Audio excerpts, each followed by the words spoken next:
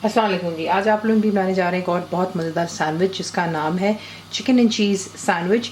इसके लिए आपको क्या करना है, फ्राइंग पैन में आप 2 टेबलस्पून जितना तेल डालेंगे और आपने इसके अंदर प्याज ऐड कर देनी है, एक छोटे साइज़ की, और फ्लेम आप हाई पर ही रखेंगे।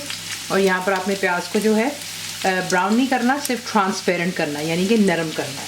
तो प्याज को यहाँ पर फ्राई करते हैं ताकि नरम हो जाए। और फिर नेक्स्ट स्टेप, मुकम्मल लिखी हुई रेसिपी के लिए यूट्यूब की वीडियो के नीचे चेक करें या फिर वीडियो के ऊपर लिंक को चेक करें, जो कि आपको सीधे मेरे वेबसाइट cookWithFaiza.net पर ले जाएगा।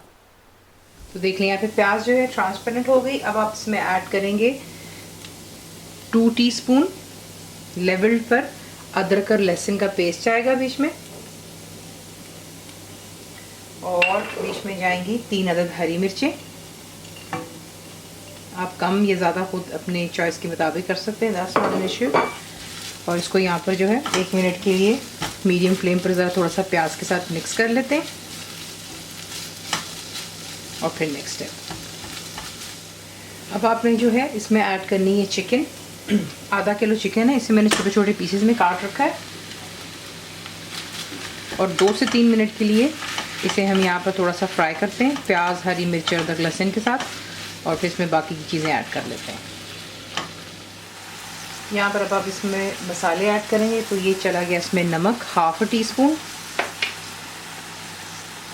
काली मिर्चों का powder ½ teaspoon, coriander powder ½ teaspoon, cumin powder ½ teaspoon. तमाम चीज़ें ½ टीस्पून है। आप अपने जायके के मुताबिक काली मिर्च अगर और डालना चाहते हैं आप डाल सकते हैं।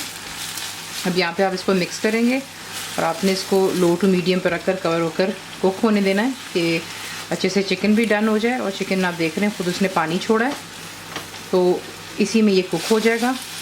अगर काफ़ी दफ़ा लोग कहते हैं कि उनके चिकन ने पानी नहीं छोड़ा है, तो फिर आप यहाँ पर बिल्कुल थोड़ा सा पानी डाल सकते हैं ताकि चिकन और मसाले अच्छे से कुक हो जाएँ। और फिर आपको दिखाते हैं नेक्स्ट स्टेप। तो ये देखें यहाँ पर जो है हमारी फिलिंग तैयार हो गई है, ठीक है।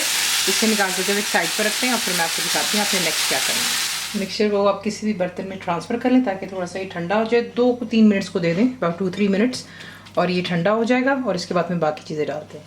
3 मिनट बाद इसमें आप डालेंगे तकरीबन 2 से 3 टेबलस्पून जितना हरा धनिया, और बीच में जाएगी 300 ग्राम्स क्रीम चीज़, ठीक है।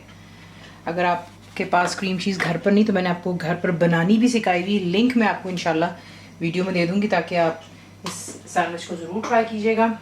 अब इस अच्छी तरह तमाम चीज़ों को मिक्स कर लेते हैं और फिर इनके सैंडविच बनाते हैं।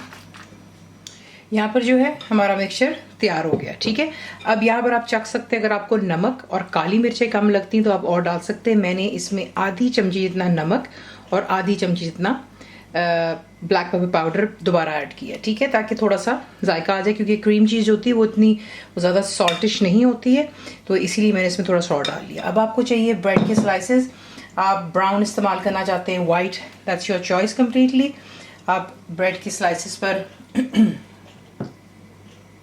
इस मिक्सचर को लगाएंगे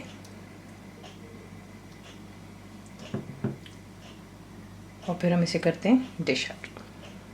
तो ये देख लीजिए, इस हिसाब से बनाते हैं। ब्रेड आप फ्रेश लेके आएंगे ताकि सॉफ्ट हो, सैंडविच अंदर से वार्म होगा।